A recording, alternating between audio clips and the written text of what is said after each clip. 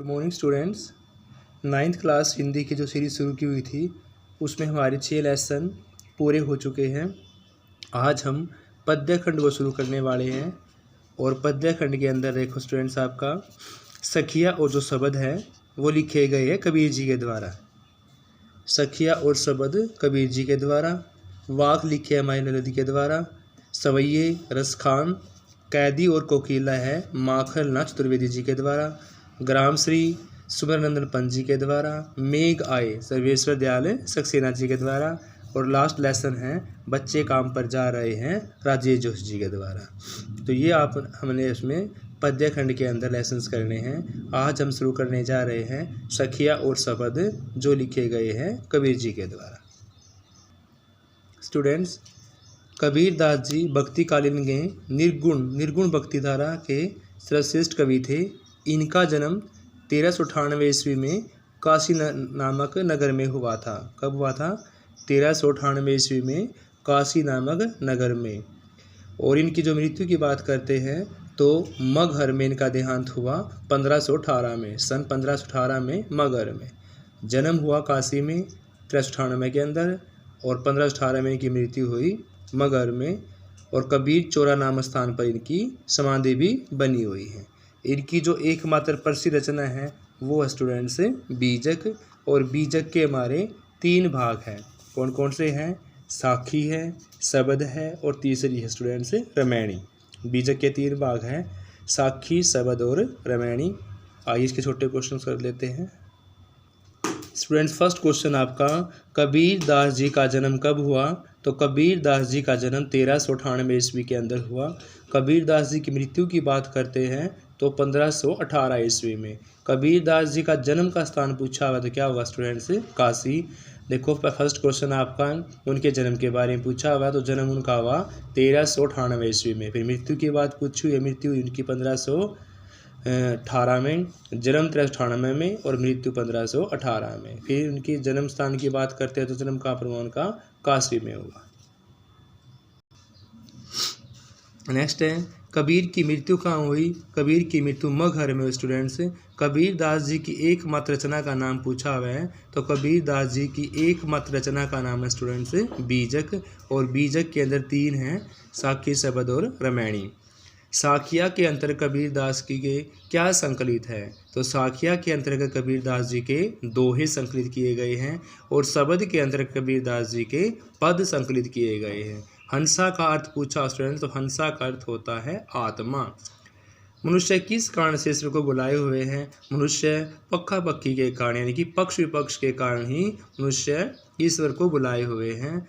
इनमें से किसे कबीर दास जी को वाणी का डिक्टेटर कहा गया है? तो स्टूडेंट्स, हजारी प्रसाद द्विवेदी जी के द्वारा कबीर दास को भाषा का या वाणी का डिक्टेटर कहा गया है। कबीर दास ने संसार की समानता किसके साथ की है? तो कबीर दास ने संसार की समानता कुत्ते के साथ की है। हिंदू क्या कह कह कर मर गया? हिंदू राम राम कह कह कर मर गया। नेक्स्ट है आपके पास, निष्पक्ष भाव से हरि भजन करने वाले कबीर दास ने क्या कहा है? जो निष्पक्ष भाव से हरि का भजन करते हैं उनको संत सुजान कहा गया है। स्वर्ण कलश में क्या भरा होने की साधु उसकी निंदा करते हैं? मदिरा। स्वर्ण के कलश में मदिरा भरे होने के लिए साधु उसकी निंदा करते हैं। खोजने वाले को ईश्वर कितनी देर की तलाश में मिल जाता है? तो खोजने वाले को ईश्वर जो है पल भर में ही मिल जाता है। द्विधुनी का सही अर्थ क्या है? दुविधा की स्थिति, यानी कि जब आदमी दुविधा की स्थिति के अंदर होता है तो उसको क्या बोला गया है? द्वैथुनी। तृष्णा छानी में कौन सा अलंकार है स्टूडेंट? तृष्णा छानी के अंदर हमारा रूपक अलंकार है। कुबुद्धि का भांडा फूटा में कौन सा अलंकार है स्टूडेंट्स? कुबुद्धि का भांडा फूटने में स्टूडेंट्स क्या है? हमारा रूपक अलंकार है। नेक्स्ट क्वेश्चन हमारे पास, कबीर दास जी के अनुसार ज्ञान रूपी सूर्य के उदित होने के लिए क्या नष्ट हो जाना चाहिए? जो अज्ञान रूपी अंधकार है वो नष्ट होगा तो ही ज्ञान रूपी सूर्य उदित होगा। तो ज्ञान रूपी सूर्य को उदित करने के लिए मनुष्य के अंदर अज्ञान रूपी अंधकार खत्म होना चाहिए। कबीर के अनुसार ईश्वर कहाँ निवास करता है? कबीर जी के अनुसार ईश्वर जो है वो हर प्राणी के श्वास में ही वास करते हैं। कबीर की साखियों में जो सुबर है उस सुबर वर्त का अर्थ पूछा हुआ है कि सुबर का क्या अर्थ होता है। तो सुबर का अर्थ होता है स्टूडेंट्स अच्छी तरह से भरा हुआ। स्टूडेंट्स हमारे लेसन कंप्लीट होता है। अब हम नेक्स्ट लेसन शुरू करने वाले हैं वाक। स्टूडेंट्स वाक जो हमारी वो कवित्री द्वारा लिखी गई है, ललित कवित्री के द्वारा। और ललित जो कवित्री है भारतीय साहित्य की प्रथम कवित्री मानी जाती है। क्या मानते हैं स्टूडेंट्स? प्रथम कवित्री मानी जाती है जिन्होंने कश्मीरी भाषा के अंदर रचना की है। यानी प्रथम कवित्री ऐसी है जिन्होंने कश्मीरी भाषा के अंदर रचना की गई।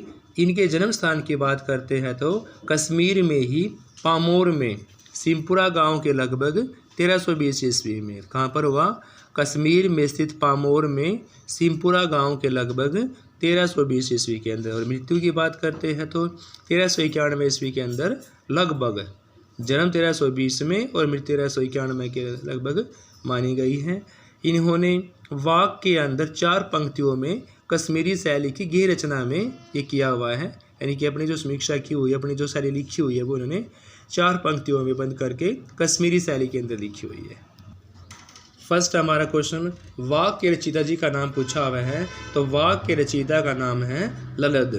भारतीय साहित्य की उस कवित्री का नाम बताओ जिसने कश्मीरी शैली में लिखा हुआ है। तो कश्मीरी शैली में लिखने वाली हमारी एकमात्र कवित्री है ललित। ललित को निम्न में से किस नाम से नहीं जाना जाता?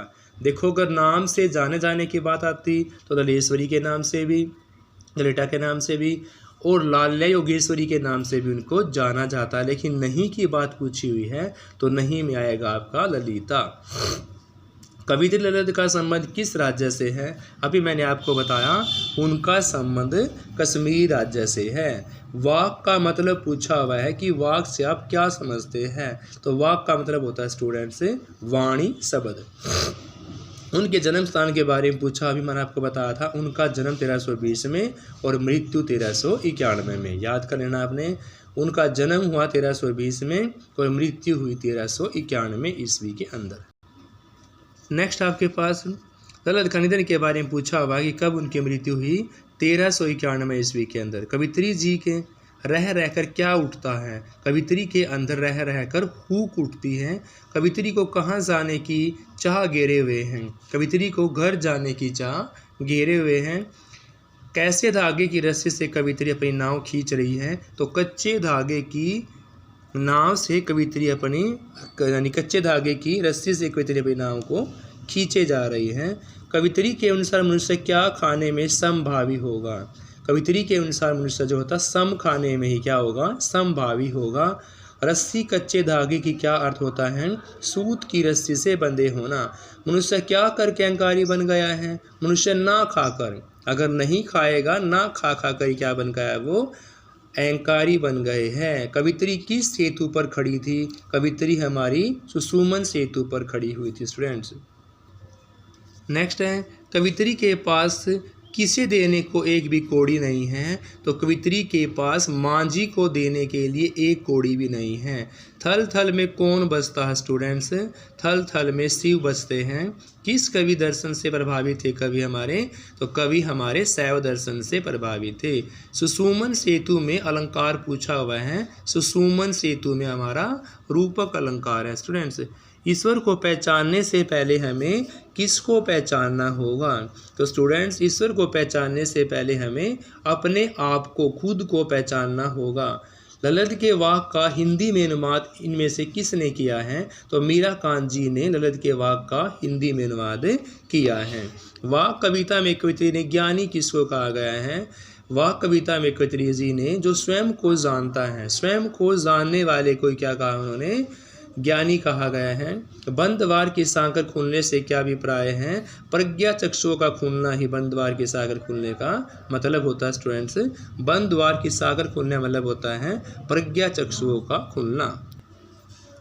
नेक्स्ट आपके पास, हमारी ईश्वर से कब पहचान होगी कि इन चारों ऑप्शन में से कौन सा ऑप्शन सही है जिसमें हमारी ईश्वर से पहचान होगी? जब हम अपने स्वयं को जान जाएंगे कि हम क्या है, क्या करने वाले हैं, हम कहाँ खड़े हुए हैं, क्या करने जा रहे हैं, अपने आप को पहचान जाएंगे तो हमारी ईश्वर से पहचान हो जाएगी। वाक किसे कहते हैं? वाणी को, शब्द को ही क्या बोलते हैं हम? वाक बोलते हैं स्टूडेंट्स। जिभ टटोलने का प्रतीकार्थ होता है आत्मा का अवलोकन करना, खुद का अवलोकन करना, आत्मा का अवलोकन करना ही जिभ टटोलने का राइट मतलब है। भवसागर में कौन सा अलंकार है स्टूडेंट्स? भवसागर में रूपक अलंकार है।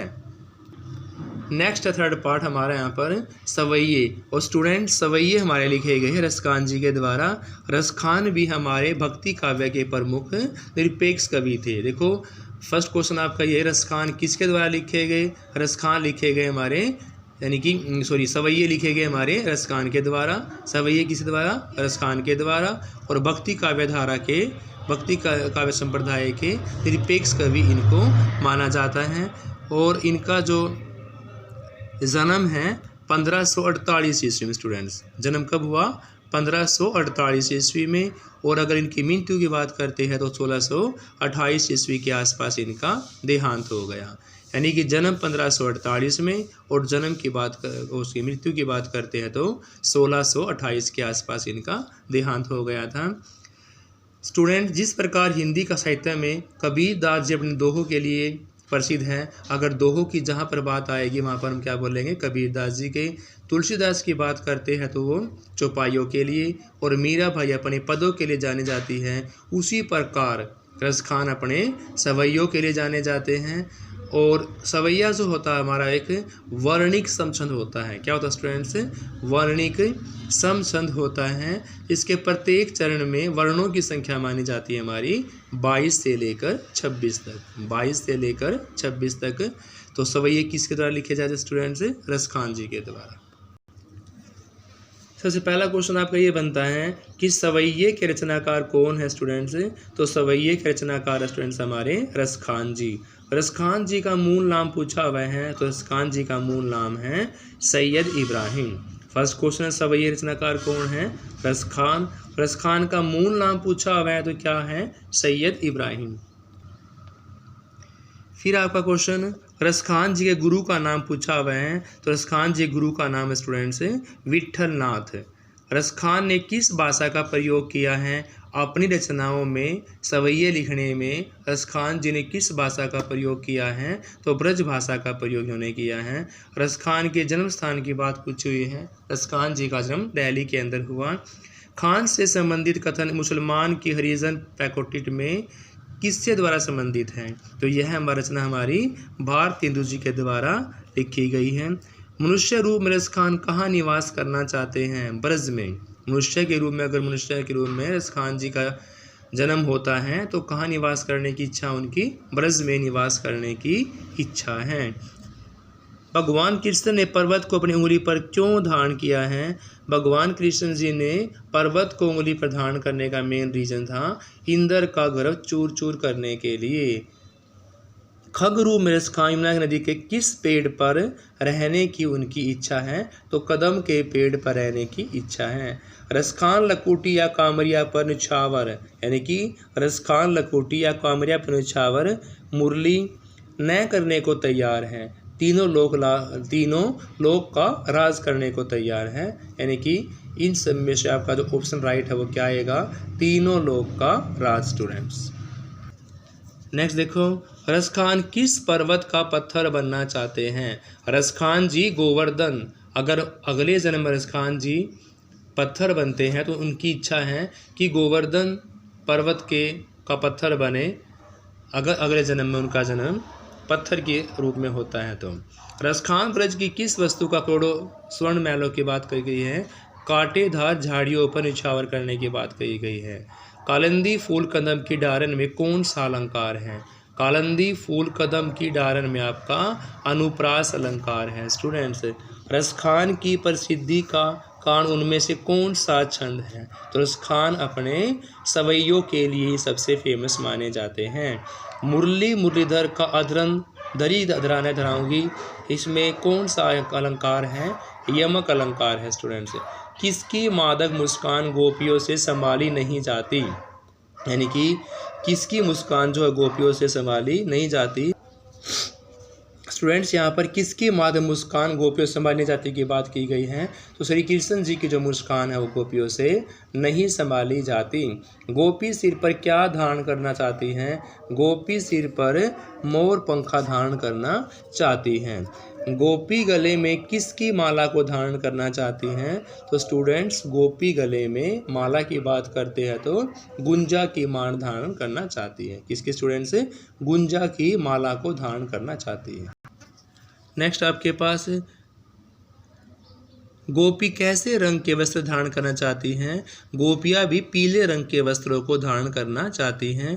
गोपी किस कारण मुरली को अपने होठों पर नहीं लगाना चाहती, गोपी किस कारण से मुरली को अपने होठों पर नहीं रखना चाहती हैं, सोदिया डा के कारण मुरली को अपनी होठों पर नहीं रखना चाहती हैं। गोपियाँ किसकी तरह का रूप धारण करना चाहती हैं, तो गोपियाँ श्री कृष्ण की तरह का रूप धारण करना चाहती हैं। रसखान के आराध्या का नाम पूछा हुआ है, तो रसखान के आराध्या यहाँ पर कौन, श्री कृष्ण जी है। कवि रसखान को किस स्थान से अधिक लगाव है, तो इन चारों ऑप्शन में से रसखान जी को सबसे ज़्यादा लगाव है ब्रज की भूमि से। सिद्धियाँ किसे कहा गया, कितने प्रकार की होती हैं, तो 8 प्रकार की सिद्धि होती है हमारे पास स्टूडेंट्स। कितनी होती हैं, 8 प्रकार की। गोपियों से क्या नहीं संभाली जाती हैं, कृष्ण के मुख जो मधुर मुस्कान है वह गोपियों से नहीं संभाली जाती।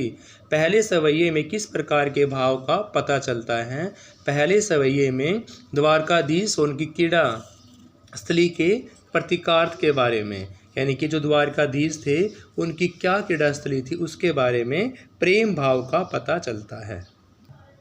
नेक्स्ट हमारे पास भगवान श्री कृष्ण जी हमेशा किस में लीन रहते हैं, भगवान श्री कृष्ण जी हमेशा मुरली को बजाने में ही लीन रहते हैं। गोपी अपना व्यक्तित्व खोकर किस में लीन होना चाहती हैं, गोपी अपना व्यक्तित्व को खोकर कृष्ण में ही लीन होना चाहती हैं। स्टूडेंट्स ये हमारे 3 पद्य के लेसन्स भी हमारे हो चुके हैं, बाकी हम नेक्स्ट वीडियो के अंदर करेंगे।